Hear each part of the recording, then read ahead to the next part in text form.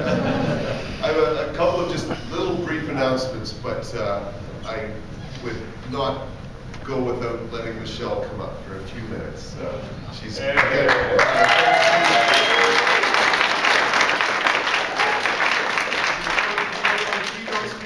Nanaimo, 4 weeks today. I forgot to mention Dr. Paul Hornby. Sorry about that, Paul, but he's also coming over from Vancouver.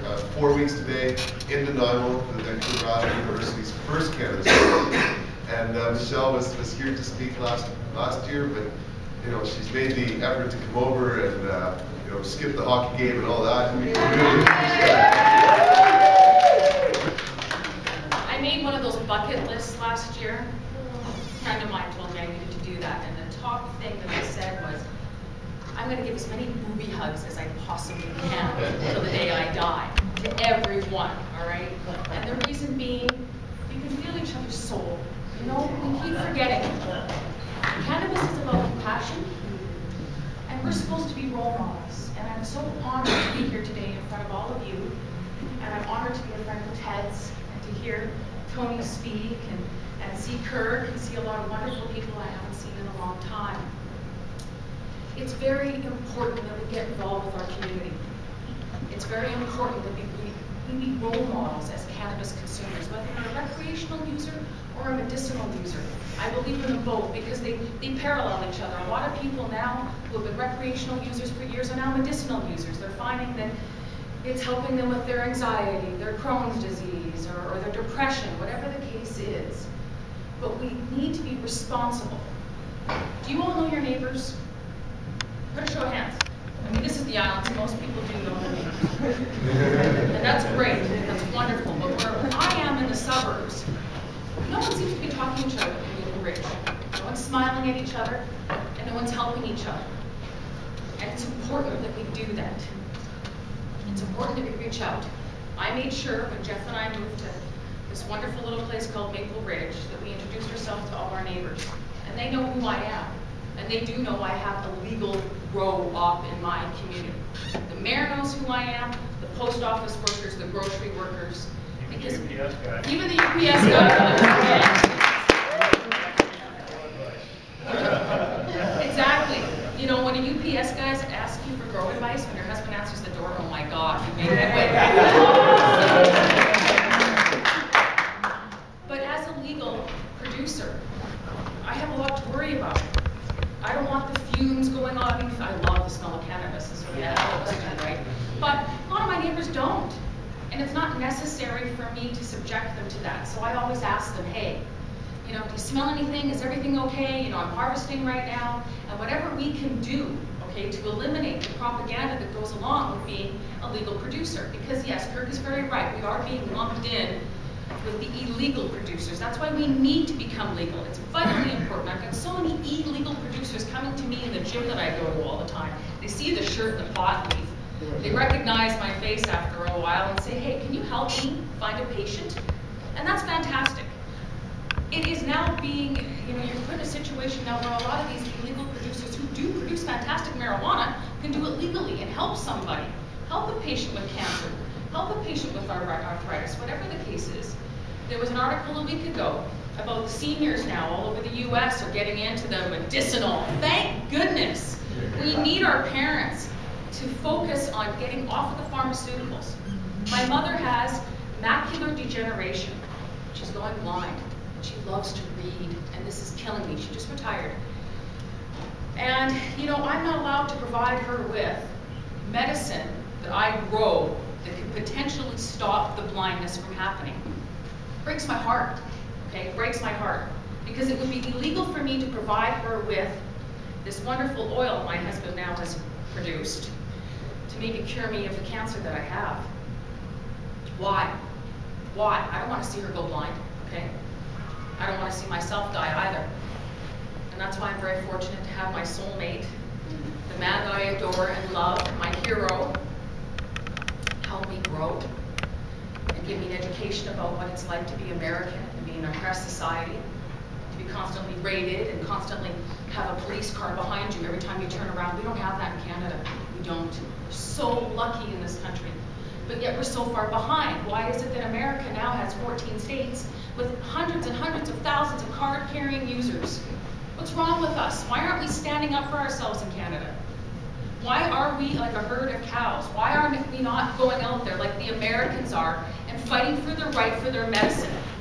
Why can't we do that? And we need to do that. We have to stop being afraid. For the ones that are in the closet, fight for them. And I respect the ones that are in the closet still, because so many of them are so worried they're going to lose their house, their money, their children. Okay? But for the ones that are capable, like myself, my husband, Ted, Kirk, and so many others here today, Deb Harper from Canadian Cannabis Coalition, we've had that going a decade now. There are so many wonderful people who are doing so many things to end this. But we need your help. We need your help desperately.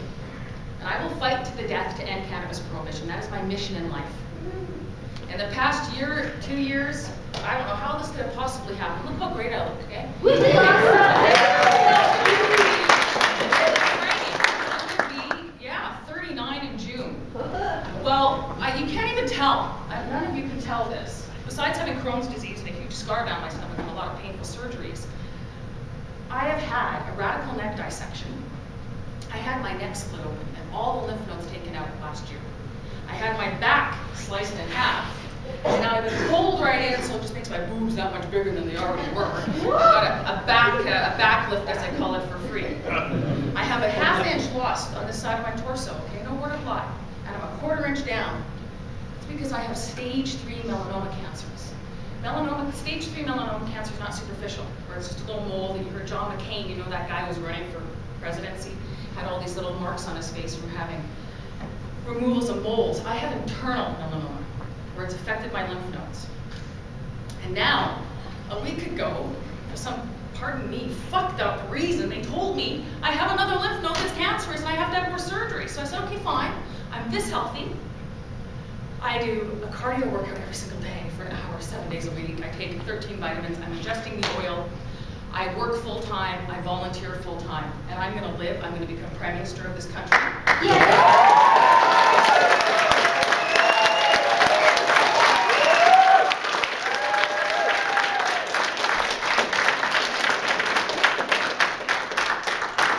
I got to earn my street cred, so I've got to become Mayor of Maple Ridge first.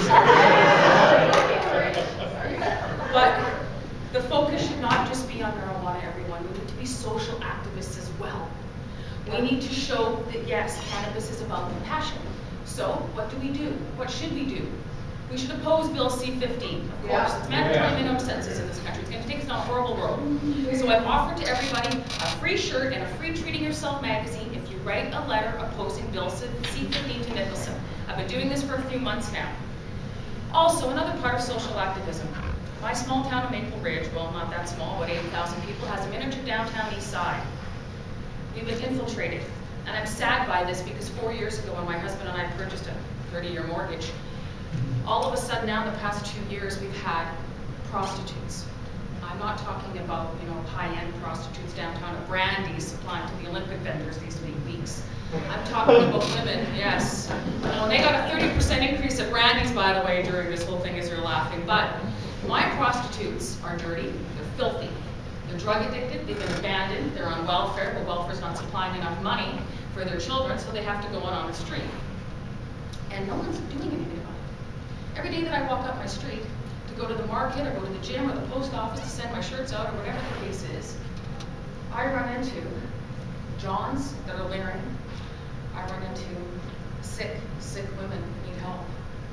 And I talk to them and I've asked them if they need help. I've offered them money. Yes, I've offered them money to take 1 day off, to go take a bath, give yourself a break. Do you want rehab? What do you need? And this is an example of what we still have to do as responsible cannabis consumers. We cannot ignore what's happening in our communities. We cannot do that. The guilt in my heart when people drive around in their Suburbans past these women that are standing there waiting for another $20 for whether it's crack or whether it's $20 to feed the children that are at home. This is a part of who we are. And we need to be role models and we need to set an example for each other.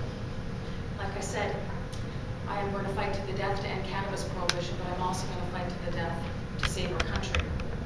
And it's important that we do that. We're failing. We're failing each other. Say hello to each other.